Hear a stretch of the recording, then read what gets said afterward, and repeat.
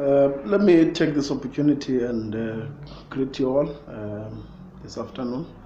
I know that yesterday my colleagues and I had taken the decision to respond to some of the comments that we've been receiving in our Facebook page, and one of those comments were that we are trying to separate a country that is somewhat united, that is the Indonesia, particularly because we support the revolution, or rather the struggle for the freedom and liberation of West Papua.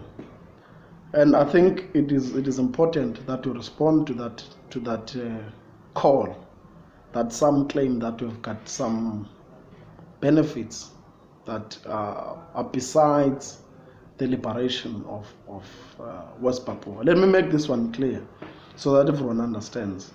We stand to benefit nothing. We as things stands right now, we are not funded by any government of any country, and by anybody for that matter. Everything that we do it out of our own pockets. Let me also make this one clear, that we are looking for assistance from anyone who can assist us. We don't mind that assistance. However, we will dictate the terms within which we work within that assistance. If those terms do not meet what we want to do and our desire for West Papua, it is up to us to either reject that proposal, or that person might have to change their requirements if they feel obligated or somewhat pushed to give us some assistance, financially or otherwise. The issue, the reason why we're involved in the struggle, is because the struggle of the people of West Papua is no different from that of South Africa before 1994, when people were not treated as people, particularly black people are treated as animals, and that is the premise of our movement. The belief that we hold is that nobody, for whatsoever reason, should be put under any situation where they cannot exercise their right to freedom, or any freedom for that matter, exercise their right to choice, that they should not be able to have access for the achievement of equality life for all. We believe in those values of respect and dignity. We believe in the values of ensuring that everyone's dignity is protected in any case. Before 1994, South Africans and Africans in some other parts of the continent were still under oppression. One of our leaders made this claim about Ghana in particular. He said that unless everyone, the rest of the African continent, is free, the liberation of Ghana means nothing. I would like to add the comment, or to say that we also believe that without the liberation of all the people of the world, including the people of Western Sahara, including the people of DRC and everywhere else, that their liberation is as much part of our liberation as any liberation for that matter, anywhere else in the world. We strongly believe that the notions held that we are trying to separate the country, they are false. That is not what we are trying to do. However, we are responding to the call of the people of West Papua. We cannot decide for them. In fact, it is one of our leaders who once also uttered that no nation, no people should in any space or time decide for another nation or country or people for that matter. So we're not deciding for the people of West Papua.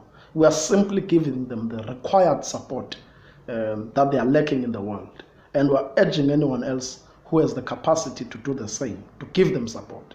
That is critical in this dispensation of democracy, human rights, and self-determination. So we need to understand all those things, that the president of Indonesia, Mr. Joko, must in any case make it his primary responsibility to ensure that the people of West Papua, one way or the other, their rights are respected, that their lives are honored, that they are treated like any other individuals, and that they're given the choice to decide what they want with their lives, their country, their land, and everything else around them.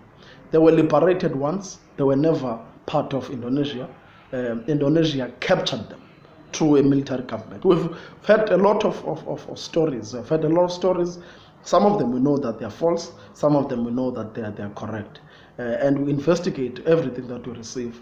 One of the people that was expected to be a foreign minister in West Papua, he made this notion that after he had been tortured for some time, after he had experienced so much pain, he has decided that what is important is that their liberation will come from anywhere else. No country shall have the capacity to liberate them.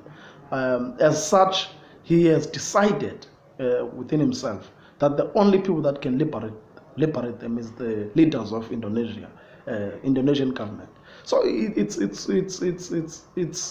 quite important to understand the meaning and the sentiments held by that view, because he has suffered. He had been beaten. He had been tortured. He says he goes to the same headquarters that he used to be tortured in. He still says he feels an unease as he gets into those compounds. So it's important to understand that liberation cannot be given to anybody. This is the notion that one of our African leaders held. You cannot bestow liberation like a gift, because the fact that he believes that he's somehow free to somehow having the capacity to do whatever he wants, he still knows deep in his conscience, even not that deep for that matter, that his life is not really guaranteed for what he does.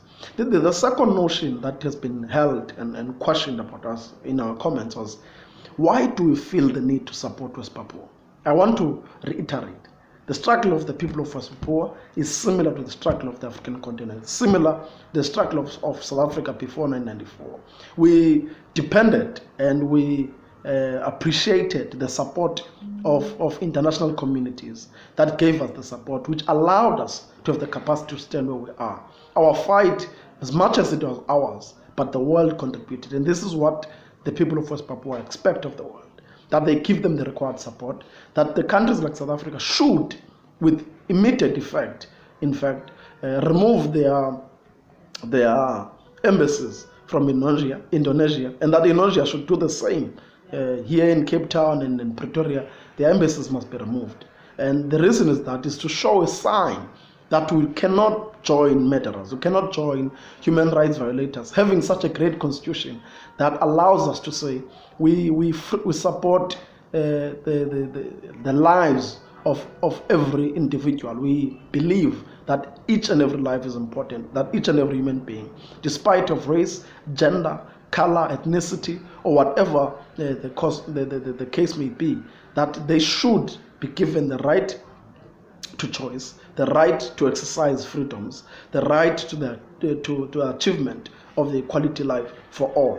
And I want to close this by saying that as Free West Papua Solidarity Campaign in Cape Town, we will not relent, we will not surrender, we will not be intimidated, we will not be moved, we will not be bought. We will stand on this call until a point where the people of West Papua come to us in the same way that we have received them, and make it clear that they no longer seek our support, they no longer seek our assistance, they no longer seek what they sought, or rather they received what they sought. So until such a time happens, we are duty bound, we are morally bound, we are bound as human beings, we are bound by the beliefs that we hold in relation to the respect of human rights, to the quality of life, or to the importance of human life. And we want to push that word forward, that we are looking forward to a time when West Papua is independent. We're looking forward to a time where children in West Papua do not have to lie awake at night because they know that even their fathers cannot protect them from the men that have decided to be gods of their lives. So this is what we're saying. We support the struggle in Western Sahara. We support the struggle in DRC. We support the struggle in Somalia. We support the struggle anywhere else in the African continent in the same attitude and in the same vein we do for West Papua. Thank you very much.